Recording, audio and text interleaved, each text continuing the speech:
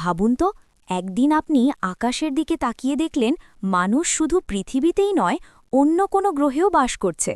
মঙ্গল গ্রহের শহর তৈরি হয়েছে, মানুষ সেখানে ঘুরে বেড়াচ্ছে, কাজ করছে, এমনকি স্কুলেও যাচ্ছে। শুনতে যেন সায়েন্স ফিকশন সিনেমার মতো লাগে, তাই না? কিন্তু প্রশ্ন হল, ভবিষ্যতে কি সত্যিই মানুষ নতুন কোনো গ্রহে গিয়ে বসবাস করতে পারবে?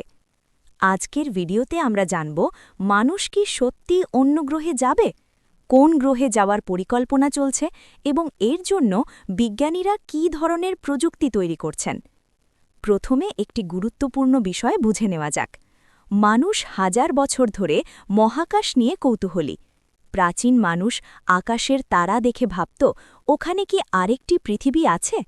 কিন্তু আধুনিক বিজ্ঞান এই কৌতূহলকে বাস্তবে পরিণত করতে শুরু করেছে। ১৯৬৯ সালে মানুষ প্রথমবারের মতো চাঁদে পা রাখে। এটি ছিল মানব ইতিহাসের এক বিশাল অর্জন। তারপর থেকে বিজ্ঞানীরা মহাকাশ অনুসন্ধান আরও এগিয়ে নিয়ে যাচ্ছেন। এখন প্রশ্ন হল, মানুষ কোন গ্রহে যেতে পারে? সবচেয়ে বেশি আলোচনা হয় মঙ্গল গ্রহ নিয়ে, কারণ মঙ্গল গ্রহ পৃথিবীর তুলনায় সবচেয়ে বেশি বাসযোগ্য হওয়ার সম্ভাবনা রাখে। মঙ্গল গ্রহে আছে মাটি, বরফ এবং অতীতে পানি থাকার প্রমাণ। এছাড়া মঙ্গলের একটি দিন প্রায় পৃথিবীর দিনের মতোই, প্রায় ২৪ ঘন্টা ৩৭ মিনিট। এই কারণেই বিজ্ঞানীরা মনে করেন ভবিষ্যতে মানুষ সেখানে বসবাস করতে পারে। কিন্তু সমস্যা হল, মঙ্গল গ্রহ পৃথিবী থেকে প্রায় ৫৫ মিলিয়ন কিলোমিটার দূরে। এত দূরে মানুষকে পাঠানো সহজ নয়। এখন আসি মহাকাশযানের প্রযুক্তির কথায়। বর্তমানে বিভিন্ন মহাকাশ সংস্থা এবং কোম্পানি নতুন ধরনের রকেট তৈরি করছে। এই রকেটগুলো মানুষকে অনেক দূরের গ্রহে নিয়ে যেতে পারবে। একটি বড় চ্যালেঞ্জ হল যাত্রার সময়। মঙ্গল গ্রহে পৌঁছতে প্রায় ৬ থেকে ৯ মাস সময় লাগতে পারে। এই দীর্ঘ সময় মহাকাশে থাকা মানুষের শরীরের ওপর বড় প্রভাব ফেলতে পারে, কারণ মহাকাশে মাইক্রোগ্র্যাভিটি বা প্রায় শূন্য মাধ্যাকর্ষণ থাকে।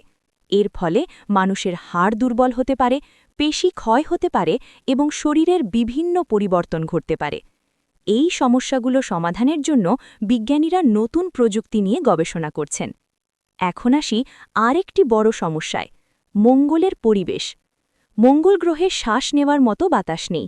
সেখানে বাতাসের বেশিরভাগই কার্বন ডাইঅক্সাইড। তাছাড়া মঙ্গলের তাপমাত্রা খুব কম, কখনো কখনো তা -৬০ ডিগ্রি সেলসিয়াস পর্যন্ত নেমে যায়। এই কারণে সেখানে বসবাস করার জন্য তৈরি করতে হবে বিশেষ ধরনের ডোম বা কলোনি।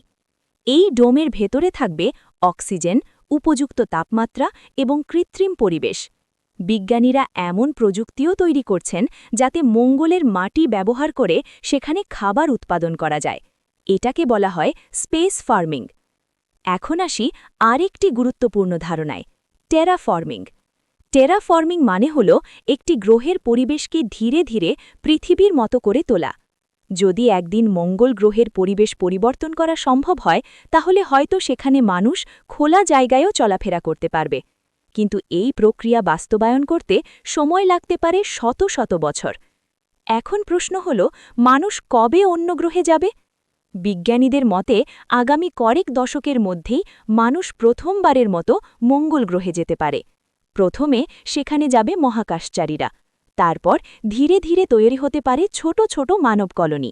হয়তো ভবিষ্যতে মানুষ শুধু পৃথিবীতেই নয়, বরং বহু গ্রহে বসবাস করবে। শেষ করার আগে একটি বিষয় ভাবুন। মানুষ একসময় সমুদ্র পার হয়ে নতুন মহাদেশ আবিষ্কার করেছিল। আজ সেই একই কৌতূহল আমাদের মহাকাশের দিকে নিয়ে যাচ্ছে। হয়তো ভবিষ্যতের কোনো একদিন মানুষের নতুন ঠিকানা হবে পৃথিবীর বাইরে।